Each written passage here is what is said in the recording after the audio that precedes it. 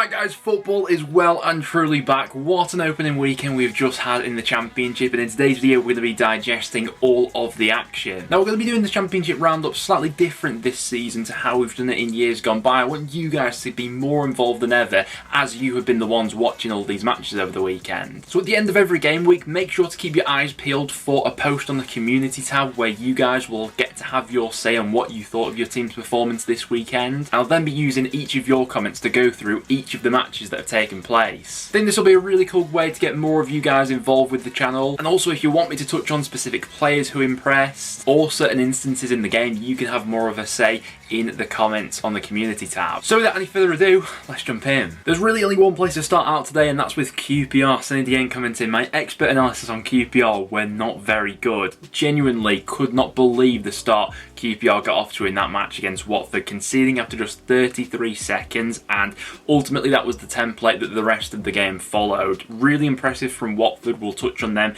in just a minute, but from a QPR perspective, an absolutely disastrous start to the season. We mentioned in the preview how the pre-season preparation hadn't been ideal. They were coming off the back of a 5-0 loss against Oxford as their final pre-season result, and I mean that was really hammered home with Watford putting 4 past them in this game. Defensive structure was a massive problem for QPR last season. They conceded 71 goals, the second worst defensive record in the Championship, and off this display doesn't look like they've made any improvements on that. The biggest worry for me with QPR, the fact that they've got off to a bad start now, is we've seen what this squad's capable of when they do get into a bit of a rut. You know, the losing streak they went on last season, for instance, and looking at their fixtures, not easy whatsoever. Next up they've got Cardiff, who I thought looked quite good in the opening game week against Leeds. Then got games against Ipswich, Southampton, Middlesbrough and Sunderland. No easy games in there whatsoever. Definitely worth praising Watford though, and this comment does exactly that. Watford looked impressive, to be honest. I had them beating QPR but not destroying them. Valérien Ismaël seems to have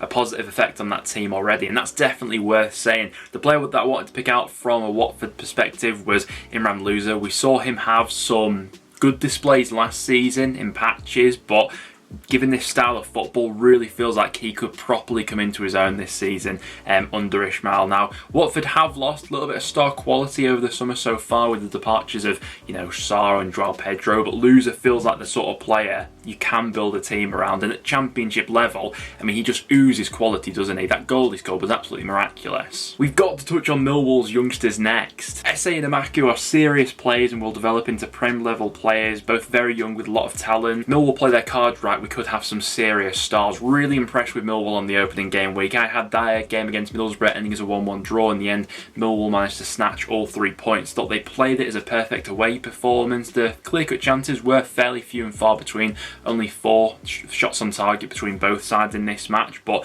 Millwall opened the game up with those youngsters coming on in the second half, and what a goal it was. The run from Amaku down the right-hand side was absolutely fantastic, then the finish from Esse was just absolutely outrageous. We did say coming into that one that perhaps Millwall's squad was a little bit more settled. That in the end I think turned out to be the case. We got to see the opening few glimpses of a bit of a partnership between Fleming and Nisbet developing as well. There was a nice moment where Fleming looked to slip in Nisbet, he just couldn't find the finish. And generally speaking, a lot of positivity by Millwall fans in the comments right now. This one's saying that, you know, I truly believe that Millwall could be a shock to the division this season. Very promising start by Millwall early on. For Middlesbrough, not the best opener. Plenty of controversy at the end of the Hull Norwich game. This Hull fan sums it up quite well. Shame the offside wasn't called in the last minute when it was pretty clear Ida was off when the ball was played.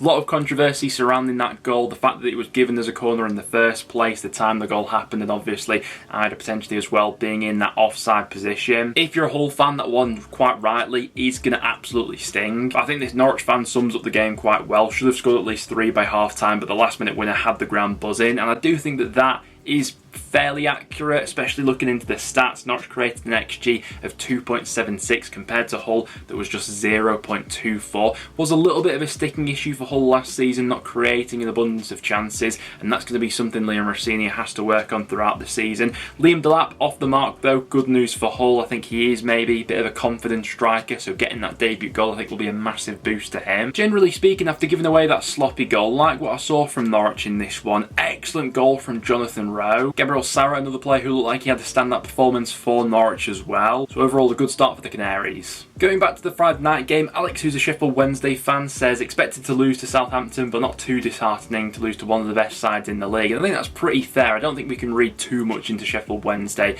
based on that opening performance against Southampton. The first half was absolute domination by Russ Martin's side. Sheffield Wednesday were fairly happy to sort of just sit off them really, and we just saw them passing them off the park, and it did, you know, really seem like watching a Russell Martin Swansea side just with a little bit more quality on the pitch. The opening goal, all about Nathan Tella, albeit it does go down as an Adam Armstrong goal in the end. The player from a Southampton perspective, though, that really impressed me in this game was Kyle Walker-Peters. And I mean, Southampton, Leeds and Leicester all have players right now that you just look at and say, they're just a level above the Championship, and Southampton had a few of those players, but the one that stood out most to me was Kyle Walker-Peters. Stepping into midfield, how effortlessly he'd make those forward passes. Really clever footballing brain. I'd be really impressed if Southampton do keep hold of him. And I mean, looking at that Southampton squad, it's stacked with talent right now. It'll be interesting to see how that's looking come the end of the, when the transfer window shuts. But very promising start from Russ Martin's men, and gotta love a bit of a late winner by Chadhams as well. Couldn't be happier as an Argyle fan. Yeah, I mean, it was a perfect start for Plymouth, wasn't it? 3-1 against Huddersfield. That front three especially working together effortlessly. Morgan Whittaker, Ryan Hardy and Ballymumba all getting on the score sheet. Some nice goals scored as well. But as this Huddersfield fan puts it, shocking defending from the Terriers, especially for that Ballymumba goal. Don't get me wrong, the run is absolutely exceptional, taking it from, around about the halfway line, marauding around a few Huddersfield defenders, but they were stood there like statues, and it was, I mean, a big issue with Huddersfield last season, prior to Warnock coming in, how slack they were at the back at times. You still have a few concerns over Huddersfield that haven't really been eased based on that opening day performance. But we mentioned previously about Plymouth's home form being really important for them this season. I think that's the absolute perfect start for them there, with some great goals as well. And what a start it was for Alex Neil's men. Stoke fan here played Rotherham off the park. Their only good player was their goalkeeper. Vidigal is a beast. Hofer is a goal machine. Is it time we start to get a little bit excited about this Stoke squad? Really thought it may take a little bit of time for the pieces to fall into play, and I certainly don't think that we should all be getting too carried away with an opening day win against Rotherham. But with that being said, so many more positives from this Stoke side compared to what we saw last season, especially at home, where their home form was a real sticking issue for them.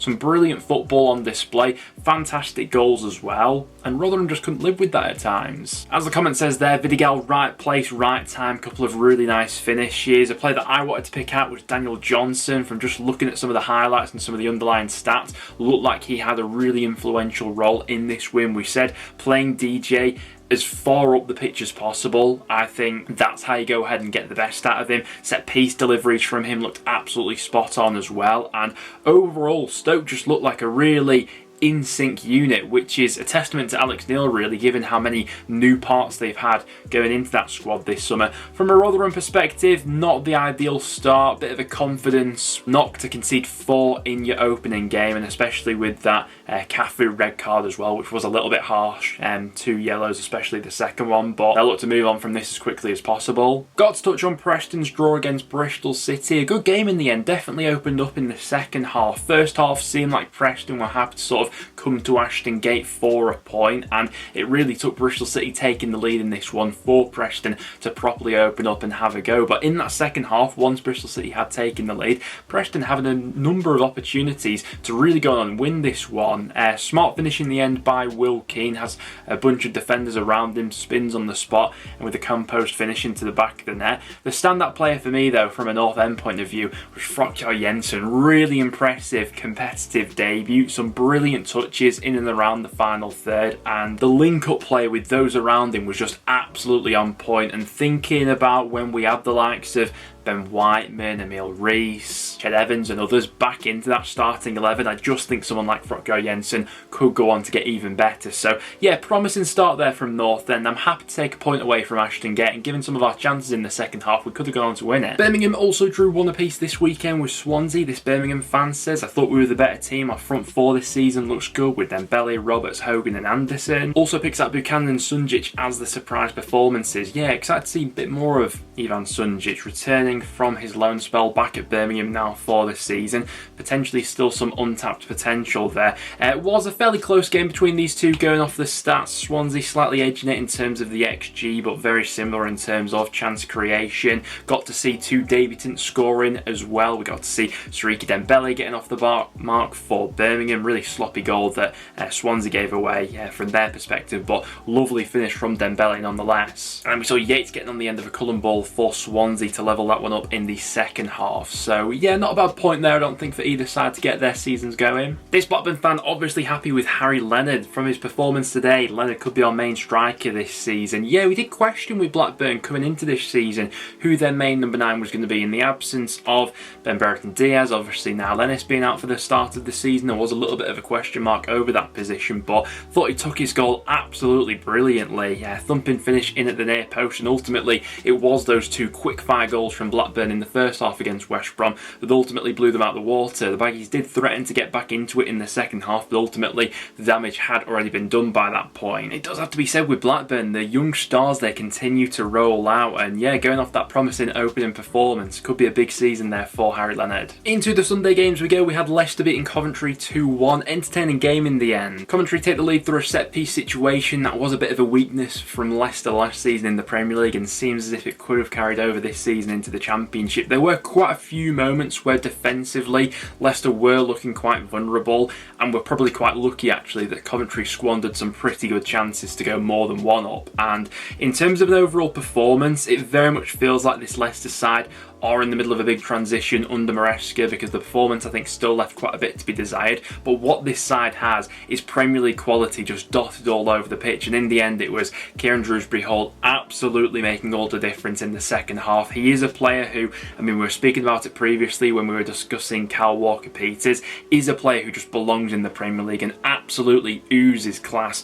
Brilliant header for the first goal, and the second one is an absolute peach of a finish. There were some nice touches by some other players. Thought Mavididi looked lively, nice for him to get off the mark with an assist on the opener as well. And from a Coventry perspective, definitely a lot of chances and positives in terms of the overall performance. Do still have a few question marks over Leicester defensively. We'll wait and see if Connor Cody can have the desired impact in shaping them up a little bit more sturdily at the back. But yeah, an interesting look into Maresca's Leicester early on there. There was always going to be some drama with Leeds involved, in the end finishing 2-2 between them and Cardiff. Very much a game of two halves this one. First half performance, really impressive signs from Cardiff. Thought that Josh Bowler was looking really lively. He looked back to his old self. Brilliant for the first and second goal. Ramsey does well for that second goal as well.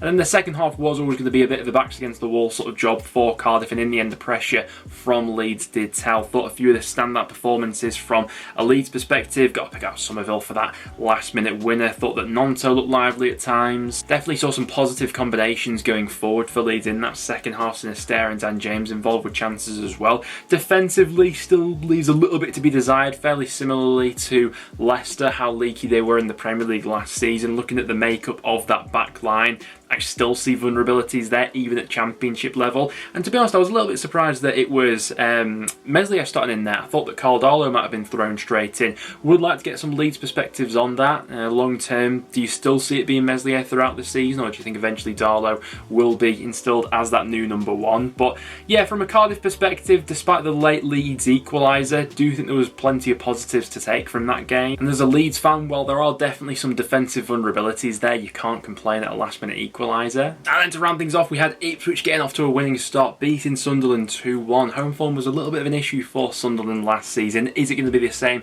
this time around? Well, it was the home side who started out this game as the better of the two sides. Ipswich struggling to find their footing really in the first 20 minutes. Sunderland had some cracking chances to take the lead. Joe Bellingham especially missing a real gilt-edged chance, but eventually once things had calmed down, Ipswich started to find their flow and ultimately getting that goal at the perfect time just before half time. A little bit of luck there with a late deflection, but you take everything you can get, and then Ipswich take that confidence into the second half, and it's a fantastic finish by George Hurst to make it 2. The tempers do start to boil over a little bit, but fair play to Ipswich for holding their nerve. Sunderland get that goal back, and they're really knocking on the door for the final 10 minutes of this one. But a cracking way to start the season for Ipswich. Definitely from a Sunderland perspective, I wouldn't be getting too low on the back of that performance. I still think there was a lot of positives to take from it, with chances being created. Just a bit of a frustrating on with the overall outcome though. There we have it though guys, that will now wrap it up for today's video. Thank you very much for tuning in. I want to hear from you in the comments down below as well. What did you make of your team's opening performance in the Championship? Do let me know down below. Apart from that though guys, thank you very much for tuning in, and I'll see you all in the next one.